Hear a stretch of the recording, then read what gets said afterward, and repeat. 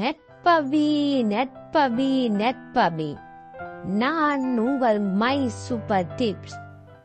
என் இனிய பொன்மொழிகளே, எல்லோருக்கும் வணக்கம்.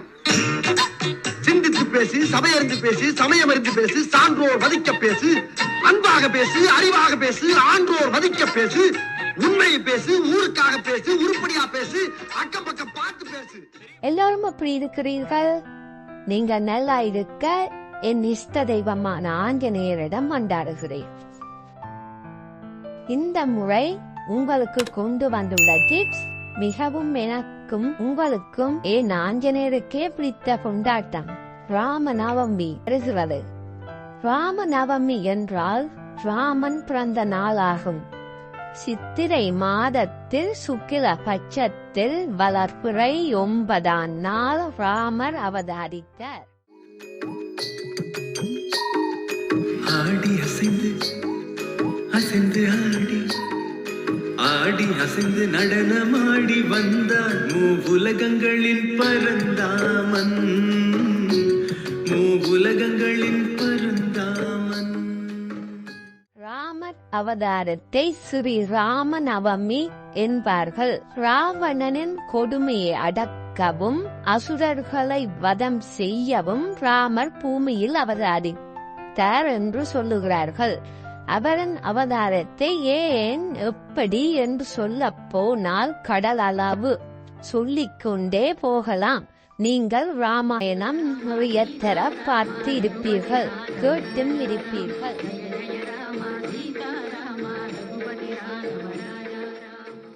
வாங்கோ மை சூப்பர் டிப்ஸுக்குள் போவோம். இந்த முறை ராமநவமி 17ஆம் திகதி புதன்கிழமை சித்திரை மாதம் 2024ஆம் ஆண்டு வருகிறது. நான் நெடுகளும் சொல்லுமா போல உங்களுடன் நிலைக்கு ஏற்றவாறு விரதம் கடைபிடிக்கலாம். வீட்டை முதல் நாளோ அல்லது காலை 8:30க்கு பின்தான் நவமி வாரப்படியால் காலை நேரத்தோடு சுத்தம் செய்து ராமர் படம் அல்லது ஆஞ்சநேயர் படம் இருந்தால் துடைத்து விபூதி, சந்தனம், குங்குமம், பூ, பழம் வைத்து விளக்கு ஏற்றி நைவேத்தியமாக பானகம், பால், பொங்கல், பாயாசம், பருப்பு வடை வைத்து உங்களுக்கு தெரிந்த ராமர் பாடல், சுந்தரகாண்டம், ராமாயணம் படித்தோ கேட்டோ விரதத்தை ஆரம்பிக்கலாம்.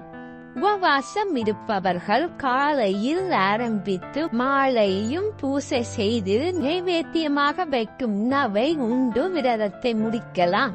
மாலை 108 1008 ஸ்ரீராமஜெயம் சொல்லலாம், கேட்கலாம், எழுதலாம். படம் இல்லாதவர்கள் ஆசைப்பட்டால் உங்கள் வசதிக்கு ஏற்றபடி ஒரு ராமர் பட்டாபிஷேக படம் வேண்டி வைக்கலாம். இந்த அன்று ஆஞ்சநேயர் படம் இல்லாதவர்களும் ஆஞ்சநேயர் படமோ சிலையோ வைத்து ஒவ்வொரு வியாழனும் ஆஞ்சநேயரை கும்பிடலாம். படிக்கும் பிள்ளைகளும் கும்பிடுவது மிகவும் நல்லம். ஸ்ரீராமஜெயம் ஒவ்வொரு வியாழனும் எழுதுவது, வெற்றிலை மாலைகள் கட்டி படத்துக்கோ சிலைக்கோ போடுவது மிகவும் நல்லம். படிக்கும் பிள்ளைகளுக்கு இதை சொல்லி பழக்கி வாருங்கள். வருஷத்தில் வரும் முதல் கொண்டாட்டம் ராமநவமி.